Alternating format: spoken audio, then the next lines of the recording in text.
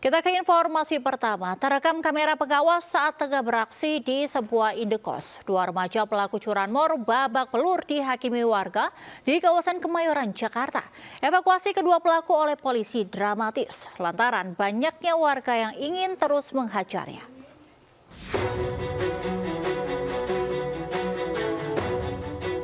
Sejumlah warga terus menghajar kedua remaja terduga pelaku curanmor saat digiring petugas kepolisian ke dalam mobil patroli. Banyaknya warga yang melayangkan tendangan dan pukulan menyulitkan petugas melakukan evakuasi. Kedua pelaku babak belur lantaran tertangkap basah saat akan membawa kabur sebuah sepeda motor di halaman indekos di kawasan Kemayoran, Jakarta Pusat saat malam hari.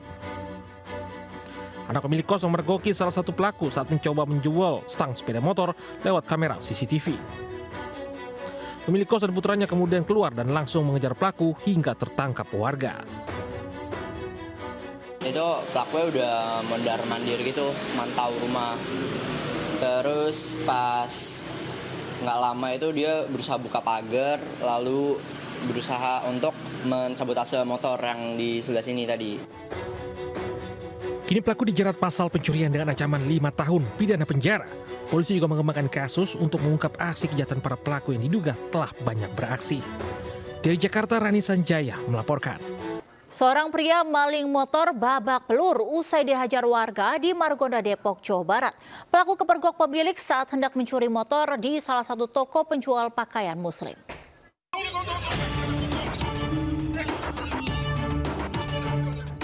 Seorang pria maling motor di Jalan Raya Margonda, Kota Depok, Jawa Barat babak belur usai dihajar warga. Warga yang geram memberikan bogeman mentah usai mengetahui aksi pelaku saat hendak mencuri satu unit motor di sebuah toko pakaian muslim dan dipergoki pemilik motor. Pelaku sempat kabur namun berhasil ditangkap petugas keamanan toko. Diketahui pelaku beraksi seorang diri. Maling motornya di Repandi ini. toko baju ini? Iya, toko baju. Itu ketahuannya sama pemilik atau warga? Sama pemilik. Pemilik yang teriak? Sama pemilik. Petugas pun mengevakuasi pelaku ke Polres Metro Depok guna proses hukum lebih lanjut. Dari Depok, Jawa Barat, Yung Rizky, iNews melaporkan. Seorang warga dianiaya dua orang pria di sebuah konter pulsa di Kecamatan Cikupa, Kabupaten Tangerang, Banten, terekam CCTV. Polisi yang melakukan penyelidikan berhasil menangkap satu dari dua pelaku.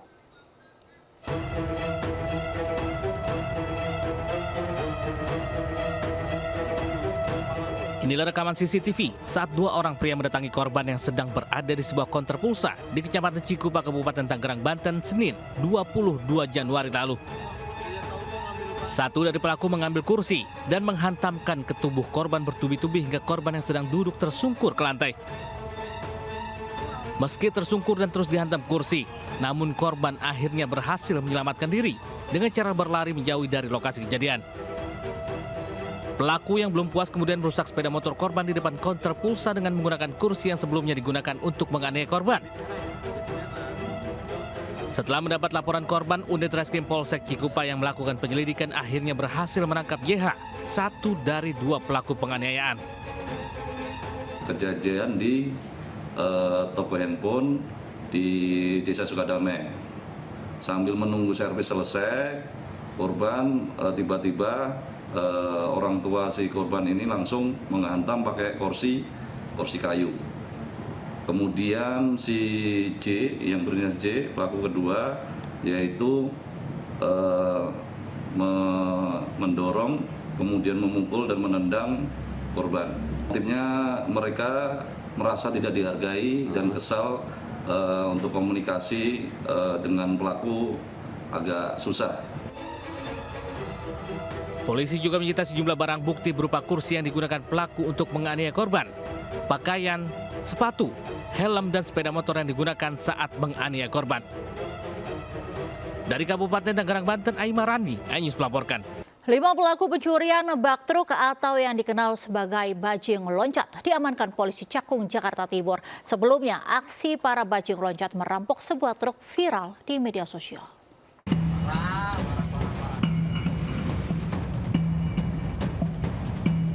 5 pelaku spesialis bajing loncat beraksi di Jalan Raya Bekasi kilometer 21 Cakung, Jakarta Timur. Meski ramai pengendara, para pelaku tak segan menggasak muatan besi dari sebuah truk. Para pelaku terlihat berbagi tugas menurunkan besi ke pinggir jalan. Aksi ini pun viral di media sosial. Bertindak cepat tak sampai 24 jam, polisi mengamankan para pelaku di dekat lokasi. Para pelaku mengaku sudah melancarkan aksinya sebanyak 3 kali dalam waktu 1 bulan terakhir.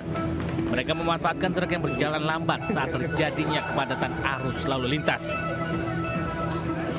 Waktu kejadian yaitu pada hari Rabu tanggal 24 Januari 2024 sekitar pukul 14.30 waktu Indonesia Barat di Jalan Raya Bekasi kilometer 21. Adapun pelaku berhasil kita amankan. Besi-besi yang dicuri oleh para pelaku langsung dijual ke penadah seharga ratusan ribu rupiah. Polisi juga meminta para sopir truk untuk waspada dan melaporkan jika terjadi kasus pencurian bajing loncat di kawasan itu. Sementara pelaku terancam 7 tahun penjara. Dari Jakarta, Rio Manik Anyus melaporkan. Pemirsa, 4 orang maling Rabu dini hari sukses mencuri seekor anak domba Garut dengan cara dimasukkan ke dalam karung di kawasan Kampung Ciletik, Cimahi Utara, Kota Cimahi. Inilah rekaman CCTV saat kawanan anak maling yang berjumlah 4 orang membawa kabur seekor anak domba. 4 pelaku terekam mengendarai 2 motor metik dan membawa peralatan layaknya para pemancing. Para pelaku membawa kabur anak kambing dengan cara dimasukkan ke dalam karung dan langsung kabur. Pemirsa, sebuah truk terbuka yang mengangkut puluhan warga terguling di kawasan Saguling, Kabupaten Bandung Barat, Jawa Barat pada Jumat. 5 orang tewas dan 25 orang luka-luka.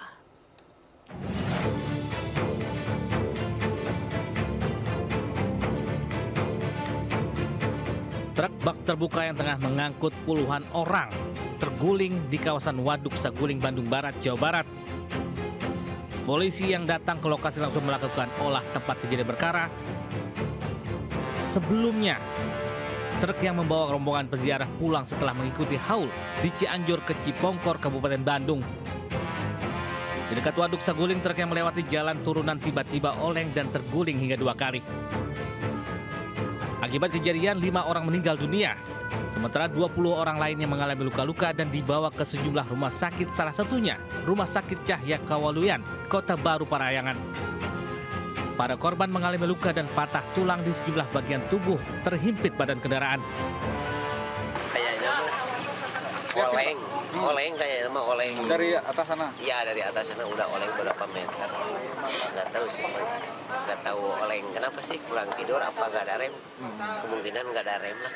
Warga Citalem Cipongkor dari arah pengajian, dari arah Cianjur mengarah pulang ke rumah di Cipongkor. Setibanya di TKP, kendaraan yang dikendarai oleh identitas belum dilakukan pengecekan, seorang supir lepas kendali. Kalau kita lihat kondisi jalan menurun. Diduga kecelakaan terjadi karena sopir tak bisa mengendalikan kendaraannya karena jalan menurun. Saat ini kasusnya masih ditangani kepolisian sektor Cimahi. Dari Bandung Barat, Jawa Barat, Juwono Anyus melaporkan. Sebuah truk yang mengangkut kren menabrak rumah warga di Jalan Raya Bumi Ayu, Kabupaten Brebes, Jawa Tengah, Jumat subuh. Akibat kecelakaan tersebut, 2 orang tewas. Kecelakaan diduga terjadi rem truk tidak berfungsi.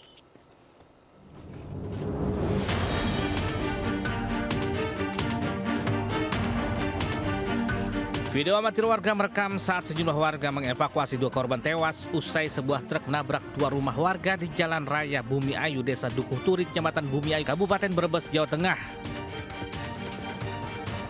Akibat kecelakaan ini, sopir truk yang diketahui bernama Untung dan seorang awak truk Abdul Nasikin meninggal dunia.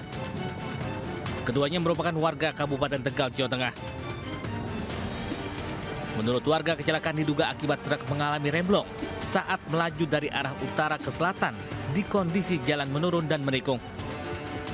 Akibatnya sopir tak bisa mengendalikan laju kendaraannya hingga menabrak 2 rumah warga di Desa Dukuh Turi, Bumi Ayu.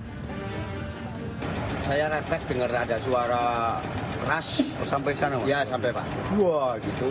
Saya lari ke sini evakuasi. Ada yang masih hidup tapi setelah diangkat meninggal Pak. 2 korban tewas dibawa ke Rumah Sakit Umum Daerah Bumiayu Brebes. Polisi masih melakukan penyelidikan dengan meminta keterangan sejumlah saksi. Dari Brebes, Jawa Tengah, Yunibar, Anyus melaporkan. Pemirsa, puluhan baut di Jembatan Cipendawa Rawalubu, Kota Bekasi, Jawa Barat hilang dicuri. Akibatnya struktur jembatan amblas hingga sangat membahayakan pengendara yang melintas.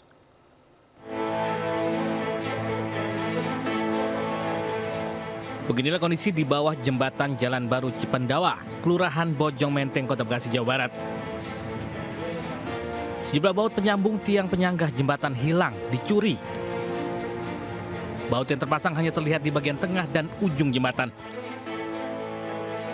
Akibatnya struktur jembatan pun ambles hingga sangat membahayakan pengendara yang melintas. Pihak terkait langsung menutup sementara jembatan dan mengalihkan akses jalan. Jembatannya ambles, terus yang bautnya bawa-bawa pada hilang, pada diambilin orang. Ini udah sejak kapan Bang ditutup? Ini ditutup sejak kemarin sore Bang.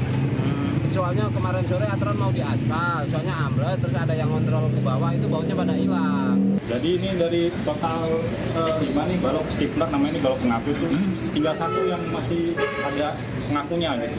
Ada baut? Iya ada bautnya, jadi tinggal 1, 4-nya udah tidak berfungsi lah untuk menahan beban sebenarnya gitu.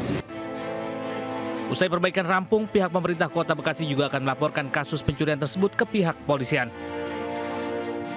Dari Bekasi, Jawa Barat, Rahmat Hidayat, iNews melaporkan. Kita beralih ke informasi lain. Juru bicara TPN Ganjar Mahfud, Aiman Wijaksono, memenuhi panggilan penyidik di Treskrimsus Polda Metro Jaya atas kasus pernyataan Polri tidak netral dalam Pilpres 2024. Aiman menegaskan apa yang ia sampaikan adalah kritik wajar yang juga disampaikan sejumlah media nasional. Aiman datang Jumat siang ke Polda Metro Jaya bersama dengan 15 anggota tim hukum TPN Ganjar Mahfud Baki Gama 03 atau Barisan Advokasi Keadilan Indonesia Ganjar Mahfud. Kali ini merupakan pemanggilan kedua dirinya sebagai saksi terlapor dalam kasus pernyataan Polri tak netral. Sebelum memenuhi panggilan Polda, Aiman bersama tim kuasa hukum dan relawan hukum TPN Ganjar Mahfud mendatangi kantor Dewan Pers untuk menyampaikan beberapa hal terkait dengan pernyataan dirinya sebagai wartawan yang juga merupakan jubir TPN Ganjar Mahfud. Aiman menegaskan meskipun saat ini dirinya menjadi jubir TPN Ganjar Mahfud, namun status sebagai wartawan masih melekat pada dirinya, sehingga pernyataan Aiman mengenai netralitas aparat diperbolehkan karena seorang jurnalis atau wartawan memiliki undang-undang kebebasan berpendapat, namun harus sesuai fakta dan data dari narasumber.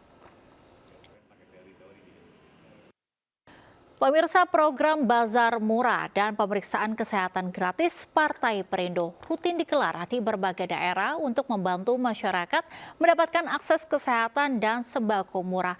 Para caleg Partai Perindo juga mengajak warga untuk datang ke TPS dan menggunakan hak pilihnya pada pemilu 2024 mendatang.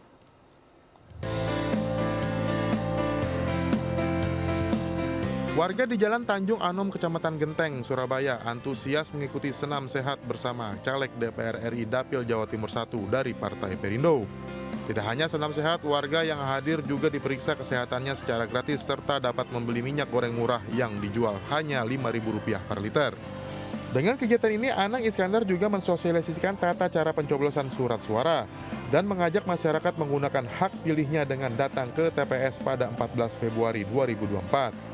Kita lihat ini acaranya cukup antusias, diminati oleh masyarakat, dan kalau undangannya itu ada 1.600, tapi yang hadir bisa melebihi karena masyarakat juga turut serta berpartisipasi untuk meramaikan acara ini.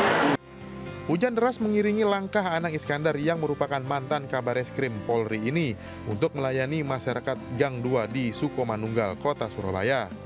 Program Tebus Murah ini, Pasar Murah ini adalah untuk melakukan ketahanan pangan. Program ketahanan pangan itu sangat penting buat membantu pemerintah. Partai Perindo bersama para calegnya berkomitmen mewujudkan kesejahteraan masyarakat serta memenangkan Capres-Cawapres Ganjar Mahfud pada Pilpres 2024. Tim Liputan iNews melaporkan.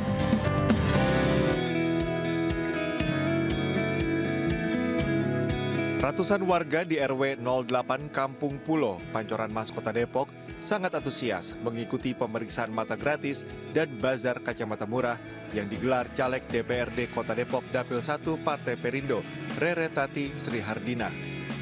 Selain diperiksa kesehatan matanya, masyarakat yang didominasi para lansia ini dapat membeli kacamata murah seharga Rp2.000. Aspirasinya ada beberapa ya, misalnya tentang kesehatan, yang susahnya sekarang ini para mereka yang kadang terpojok kalau mereka lagi sakit dan susah administrasinya, itu yang pertama. Dan yang kedua adalah masalah pendidikan. Mereka sangat menginginkan dan mengharapkan sekali adanya sekolah negeri di Pancoran Mas ini, karena kita cuma hanya punya satu SMA negeri yang di Pancoran Mas. Sementara itu di Medan, ratusan penarik beca motor menyatakan dukungannya kepada Partai Perindo dan siap memenangkan Rudi Zulham Hasibuan untuk DPRD Sumatera Utara. Makanya kami juga memohon pada Pak Rudi supaya sulit dan segala urusan better-betternya. Ya nantinya mengurus seperti kelahiran anak-anak bermuda,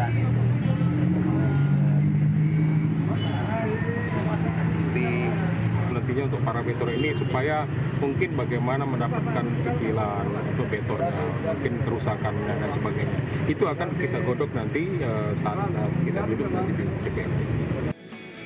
Para penarik betor juga mendaftar sebagai anggota partai pendukung Capres-Cawapres Ganjar Mahfud ini dan menerima kartu tanda anggota berasuransi. Tim Liputan iNews melaporkan. Pemirsa, camping di pinggir sungai dengan air panas dan hawa belerang tentu menimbulkan sensasi tersendiri. Pengunjung bisa menikmati suasana camping sambil menikmati mandi air panas di depan tenda. Nah, keseruan inilah yang ditawarkan kawasan wisata Camper Fun Sariater di Subang, Jawa Barat.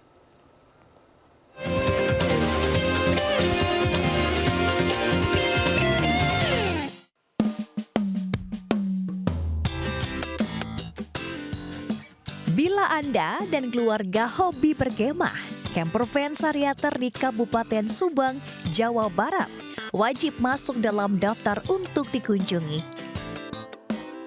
Di antara pegunungan, pengunjung bisa mendirikan kemah tepat di tepi sungai. Uniknya, sungai ini merupakan sungai air panas yang mengandung belerang yang berhulu di Gunung Tangkuban Perahu. Pengunjung pun bisa langsung menikmati mandi air panas yang sehat untuk kulit, tepat di depan tenda mereka. Sebuah sensasi yang tak ada di tempat lain. Usai mandi air panas, pengunjung bisa mengajak anak-anak untuk bermain dan memberi makan kelinci. Para pengunjung bisa juga membeli kayu bakar untuk membuat api unggun.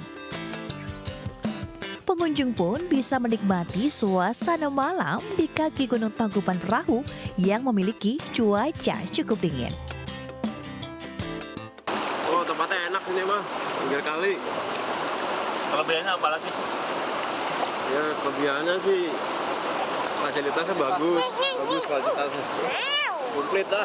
Istilahnya kita bermain dengan alam, ada sungai. Kita sajikan juga di sini ada bentuknya tipe riverside. Artinya mereka bisa menikmati dengan suasana gemerciknya air di pinggir sungai dengan membuka tendanya mereka sendiri. Untuk dapat berkemah di Camper Fun Sariater ini, pengunjung hanya perlu mengeluarkan kocek Rp350.000 untuk areal lapangan dan Rp500.000 untuk area riverside.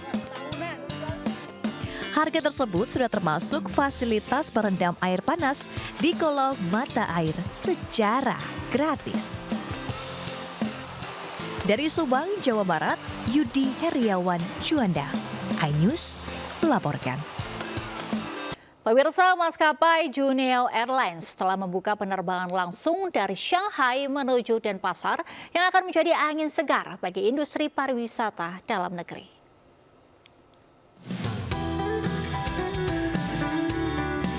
Wisatawan asal Tiongkok menduduki peringkat keempat jumlah kunjungan wisatawan mancanegara ke Indonesia, yang mencapai 700.000 lebih kunjungan sepanjang Januari hingga November 2023. Dibukanya jalur penerbangan langsung oleh maskapai Juneyao Airlines dari Shanghai Denpasar mendapat apresiasi dari Kementerian Pariwisata dan Ekonomi Kreatif. Pemerintah menargetkan 1 hingga 1,5 juta wisatawan asal negeri tirai bambu itu dapat berkunjung ke Indonesia.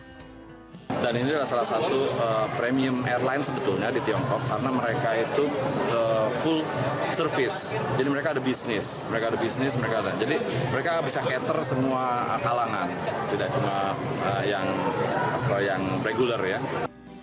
Meski demikian, Kemenparekraf akan terus berupaya mendongkrak sektor pariwisata di Bali. Salah satunya dengan menurunkan harga tiket pesawat domestik. Dan ini sudah kami koordinasikan dengan Kementerian Perhubungan, dengan Kementerian BUMN, maupun juga maskapai penerbangan. Segala kemungkinan untuk menurunkan harga tiket pesawat domestik telah kami lakukan. Penerbangan perdana Juneyao Airlines Shanghai Denpasar dengan pesawat Airbus A320neo mendarat mulus di Bandara Internasional Ngurah Rai Bali pada 20 Januari 2024. Rute ini akan terbang setiap hari dengan frekuensi 1 kali penerbangan. Tim Liputan iNews melaporkan. Pemirsa, jembatan desa sepanjang 14 meter ambruk usai dilintasi mobil di Kecamatan Pasar Kemis, Kabupaten Tangerang, Banten. Ambruknya jembatan membuat warga harus mencari jalan alternatif yang lebih jauh untuk beraktivitas.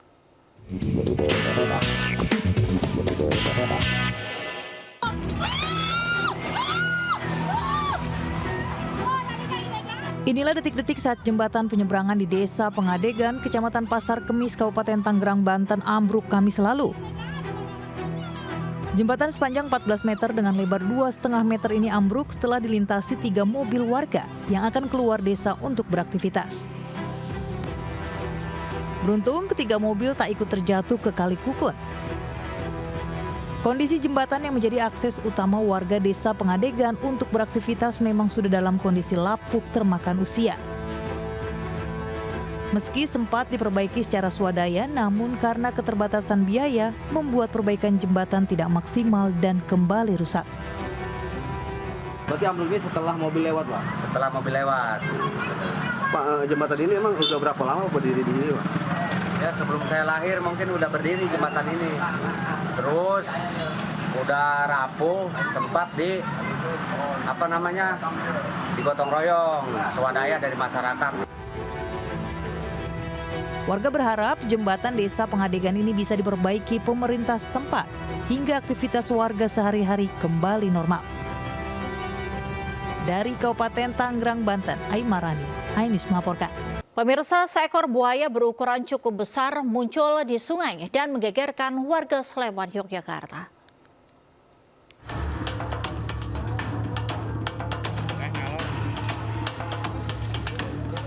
Warga Selomartani, Kalasan, Sleman digegerkan dengan kemunculan seekor buaya di Sungai Tepus.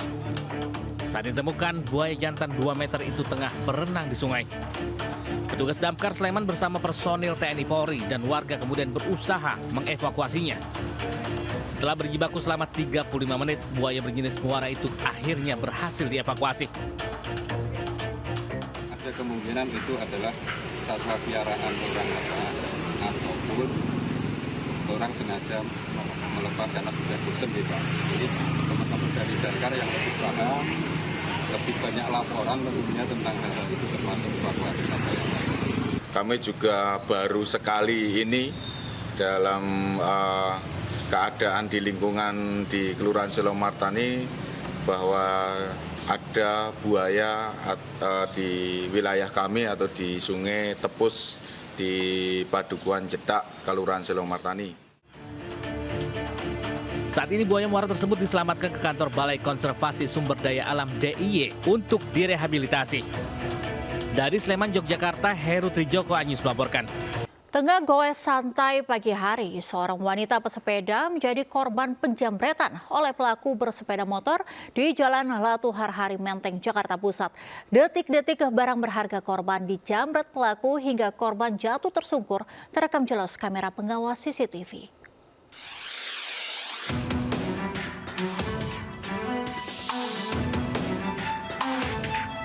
Inilah hasil rekaman CCTV aksi penjamretan terhadap seorang wanita pesepeda di Jalan Latu Harhari, Jakarta Pusat. Korban tengah asik goes dari arah Jalan Sumeneb menuju Menteng tak mampu menjaga keseimbangan saat pelaku menjamret barang berharganya. Akibatnya korban alami luka di bagian lengan dan kaki. Jambretnya nyalip, mobilnya nyalip sebelah kiri, terus langsung nyambret, terus dorong itu cewek. Diketahui korban tak melaporkan kejadian tersebut ke Polsek Metro Menteng, namun polisi belum memberikan keterangan terkait kasus tersebut. Di Jakarta, Rani Sanjaya melaporkan. Pemirsa, atlet biliar dalam negeri sangat bangga mengikuti turnamen biliar kelas dunia Indonesia International Open 2024 yang digelar di Park Hyatt Jakarta. Selain mengasah kemampuan, turnamen memberikan segudang pengalaman bagi para atlet biliar.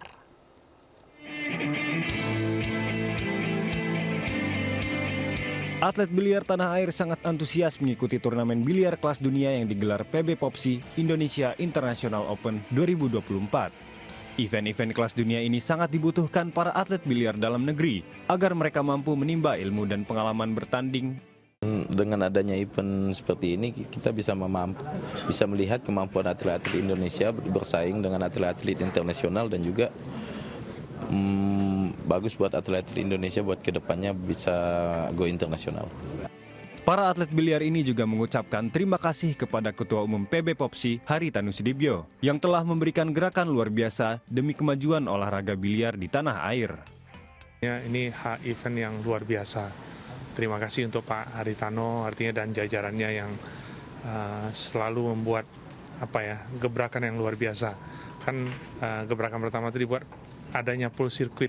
Itu juga dampak positif untuk atlet nasional juga sangat baik karena di situ terciptakan oleh poin ranking.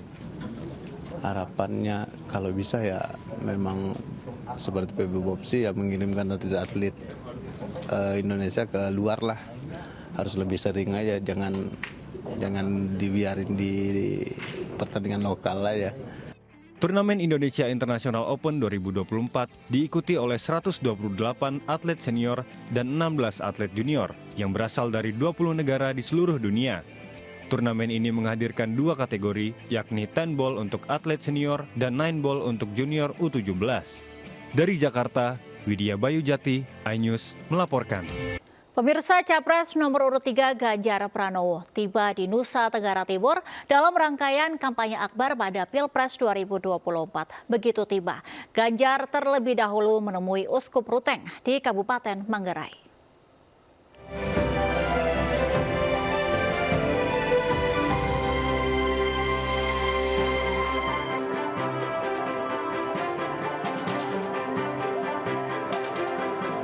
Calon Presiden nomor urut 03 Ganjar Pranowo menemui Uskup Ruteng MGR Siprianus Hormat beberapa saat setelah tiba di Kabupaten Manggarai, Nusa Tenggara Timur. Ganjar diterima secara adat Manggarai Kapu.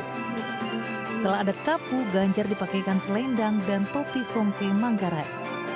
Tarian Tiba Meka khas Manggarai juga turut dipentaskan di hadapan mantan Gubernur Jawa Tengah tersebut. Ganjar menyatakan dirinya dan Mahfud MD tidak memiliki beban dan keresahan dalam kontestasi Pilpres 2024 dalam dialognya. Saya tidak pernah risau dengan kondisi suasana hiruk-pikuk politik yang hari ini ada. Jadi tidak perlu saling menyakiti di antara sesama. Kecuali tempat yang mungkin akan bisa menyinggung dan menyakiti itu adalah ruang terbuka. Ganjar pun menekankan pentingnya etika di atas politik dan menyatakan rakyatlah yang menentukan kemenangan, bukan para elit. Dari Kabupaten Manggarai, Nusa Tenggara Timur, Tim Liputan iNews melaporkan. Cawapres nomor urut 03 Mahfud MD ditantang untuk tetap menjadi pendekar hukum jika terpilih pada Pilpres mendatang. Tantangan itu dilontarkan salah seorang mahasiswa dalam acara Tabrak Prof di Bento Cafe Sukarame, Bandar Lampung, Kamis malam. Dalam acara Tabrak Prof di sebuah kafe di Sukarame, Bandar Lampung, Mahfud MD disambut antusias ratusan anak muda. Mahfud menegaskan tidak akan menggadaikan reputasinya hanya untuk dalam waktu 5 tahun. Dan sebagai orang yang berada di dalam lingkaran pemerintahan, Mahfud berkomitmen harus berani mengkritik dan menindak tegas setiap pelanggaran hukum. Kok sekarang makin banyak, masa tidak kritik, tidak apa-apa. Kalau tidak mau mengkritik itu dan tidak mau dikritik, berarti itu orang tidak mau Indonesia ini maju. Oke? Oleh sebab itu saya kritik. Itu biasa saja, apalagi itu untuk program politik yang sangat panjang, 5 tahunan. Tidak apa-apa, tidak boleh menyembunyikan sesuatu yang seharusnya diketahui oleh publik. Istri Capres Ganjar Pranowo, Siti Atiko Supriyanti, bersilaturahmi dengan para petani bawang asal Kecamatan Ringu di Desa Kalisalam, Kabupaten Probolinggo, Jawa Timur, Jumat pagi. Atiko turut membantu para petani menanam bawang merah di sawah dengan cekatan.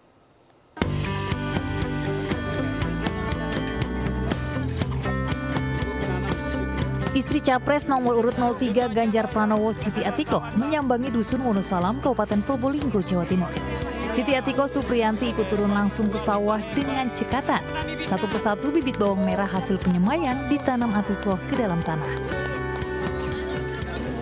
Mereka lebih mengeluhkannya itu dari sisi pupuk ya, kemudian fluktuasi harga ketika panen raya. Jadi tadi saya juga memberikan alternatif, salah satunya adalah mulai juga sebagian untuk pasca panennya.